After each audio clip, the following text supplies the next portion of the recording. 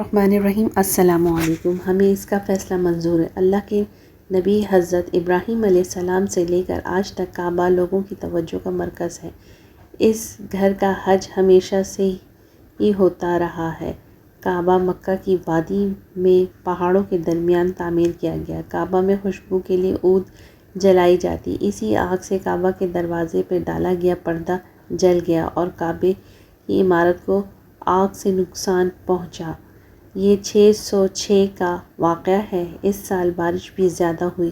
سارا پانی کعبہ اور اس کے گرد جمع ہو گیا، جس کی وجہ سے کعبہ کی دیوار میں دراڑیں پڑ گئیں۔ عمارت کی چھت نہ ہونے کی وجہ سے بھی بارش کا پانی جمع ہو جاتا۔ دیواروں کی مضبوطی بھی بہت کم تھی۔ مکہ کے لوگ اکٹھے ہوئے اور سوچنے لگے کہ اس سال بارش کے پانی نے عمارت کو اس قدر نقصان پہنچایا ہے، ڈر ہے کہ عمارت کسی بھی وقت گر سکتی ہے، اور یہ فیصلہ کیا گیا کہ اس عمارت کو گرا کر دوبارہ تعمیر کیا جائے۔ عبداللہ بن مطلب کے ماموں ابو وہاب نے باقی سرداروں کی موجودگی میں طے کیا کہ کعبے کا اعلیٰ مقام یہ تقدس کرتا ہے کہ کعبے کی تعمیر صرف حلال کی کمائی سے ہی کی جائے۔ اس کے لیے سب سے قسم لی گئی کہ کعبے کی تعمیر ایسے کام سے کمائی ہوئی دولت استعمال نہیں ہوگی جو ناجائز ہو۔ کعبے میں موجود تمام بت اٹھا لیے گئے اور انہیں احتیاط کے ساتھ سنبھال لیا گیا۔ نئی تعمیر کا فیصلہ کرنے کے بعد مشکل مرحلہ یہ تھا کہ کعبے کی عمارت کو گرائے گا کون؟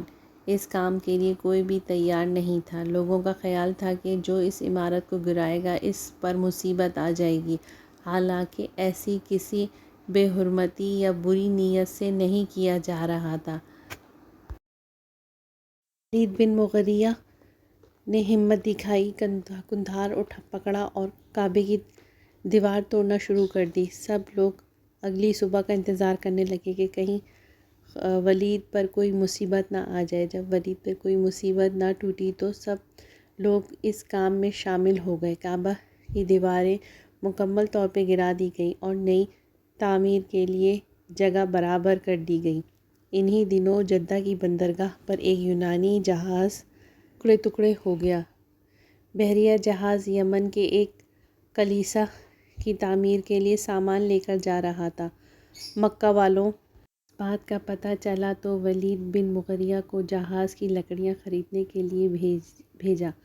ولید لکڑیوں کے علاوہ ایک رومی کاریگر بھی اپنے ساتھ لے آئے۔ اس رومی کاریگر کا نام بقوم تھا۔ اسے کعبے کی تعمیر کی نگرانی پہ لگا دیا گیا۔ ہر ایک قبیلے کے ذمے کعبے کی تعمیر کا کوئی نہ کوئی کام تھا۔ پتھر بڑے بھی تھے اور بھاری بھی۔ دو لوگ ایک پتھر اٹھا کر لاتے اور کعبے کی دیوار کی تعمیر کے لیے رکھ دیتے۔ اسی طرح دیواریں بنتی رہیں۔ رسول اللہ صلی اللہ علیہ وسلم اپنے چچا عباس کے ساتھ پتھر لاتے اور اپنے حصے کی دیوار میں لگاتے۔ حضرت عباس رضی اللہ تعالیٰ عنہ رسول اللہ سے 3 سال بڑے تھے۔ اس وقت رسول اللہ کی عمر 35 سال تھی۔ یہ فیصلہ بھی کیا گیا کہ کعبے کی دیوار میں دروازہ زمین کی سطح سے بلند رکھا جائے گا۔ دیوار زمین کی سطح سے بلند ہونے کی وجہ سے بارش کا پانی بھی کعبے کے اندر داخل نہیں ہو سکے گا۔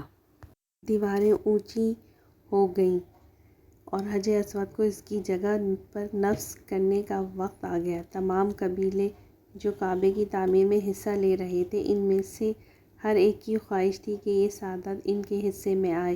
یہ کوئی آسان فیصلہ نہ تھا۔ کوئی ایک قبیلہ بھی اس حق سے پیچھے ہٹنے کو تیار نہیں تھا۔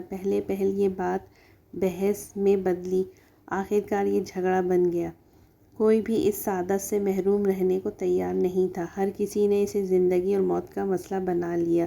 اختلاف جنگ میں بدلنے لگا۔ سب نے خون کے پیالے میں اپنی انگلیاں ڈال لیں کہ ہم اپنی جان دے دیں گے لیکن اس حق سے پیچھے نہیں ہٹیں گے۔ عرب میں قسم لینے کا یہ طریقہ تھا۔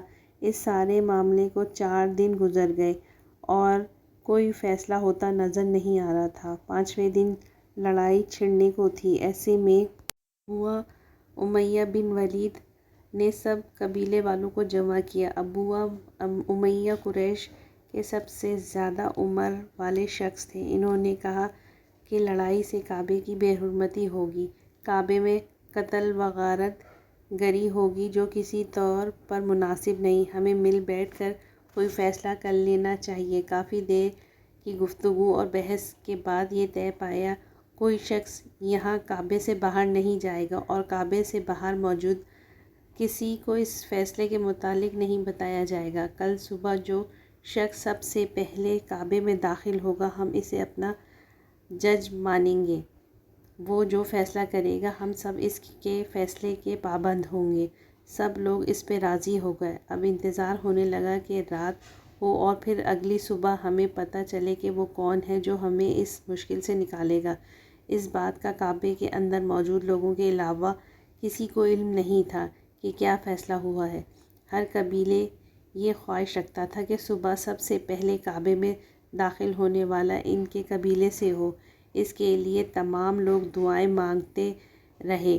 اگلی صبح ایک نوجوان جس کی عمر 35 سال تھی، بنی سے کعبے میں داخل ہوا۔ اس نوجوان کو دیکھتے ہی سب کے چہروں پر خوشی پھیل گئی۔ کہنے لگے، یہ امانت دار ہے، ہم سب ان کے فیصلے پر راضی ہیں، یہ محمد ہیں۔ لوگ اس بات پر خوش ہیں کہ کعبے میں سب سے پہلے داخل ہونے والے شخص امانت دار ہیں، صلح پسند اور سمجھدار ہیں، اعلیٰ خاندان سے بھی ہیں۔ یہ انسان سب کے لیے قابل قبول ہے۔ سب کو یقین ہے کہ وہ سب کے ساتھ انصاف کرے گا۔ رسول اللہ کو سرداروں کے کل والے فیصلے کے بارے میں نہیں بتایا گیا تھا۔ وہ تو اپنی عادت کے مطابق کعبے میں عبادت کے لیے آئے تھے۔ اللہ کریم نے کعبے کے لیے فیصلہ کرنے والا خود چن کر بھیجا۔ اب سارے لوگ رسول اللہ صلی اللہ علیہ وسلم کے ارد گرد جمع ہیں۔ انہیں بتا رہے ہیں کہ قبیلے آپس میں جھگڑ رہے ہیں۔ سب حجر اسود کو کعبے کی دیوار میں نصب کرنے کی سعادت حاصل کرنا چاہتے ہیں، لیکن کسی حل پر پہنچنے میں ناکام ہیں۔ رسول اللہ نے بات سنی اور کہا، اس مسئلے کو آسانی سے حل کیا جا سکتا ہے۔ سب لوگ حیران ہیں کہ اس مسئلے کا پرامن حل کیا ہو سکتا ہے۔ یہاں تو ہر کوئی بھی پیچھے ہٹنے کو تیار نہیں، ہر کوئی ایک دوسرے کو مارنے پر تیار ہے۔ سب کی نظریں رسول اللہ پر ہیں۔ رسول اللہ صلی اللہ علیہ وسلم نے اپنی چادر زمین پہ بچھائی اور حجر اسود اپنی چادر پہ رکھ دیا۔ لوگ حیرانی سے دیکھ رہے ہیں کہ کیا ہونے جا رہا ہے۔ تمام قبیلوں کے سرداروں کو کہا کہ وہ اس چادر کو پکڑ لیں۔ کچھ قبیلوں کے سرداروں نے چادر کو کونے سے پکڑا، باقی قبیلے کے سرداروں نے چادر کو مختلف جگہوں سے پکڑ لیا۔ سب نے چادر پکڑ کے حجر اسود کو اٹھایا۔ حجر اسود کو وہاں لے جایا گیا جہاں اسے نصب کیا جانا تھا۔ وہاں جا کر رسول اللہ صلی اللہ علیہ وسلم نے حجر اسود اٹھایا اور اپنے ہاتھوں سے اسے دیوار میں نصب کر دیا۔ ایسا خوبصورت حل دیکھنے پہ مکہ میں رسول اللہ کا مقام اور بلند ہو گیا۔ سب لوگ خوش ہیں کہ انہیں حجر اسود نصب کرنے کی سعادت مل گئی۔ اس طرح رسول اللہ نے عرب کو خونی لڑائی سے بچا لیا۔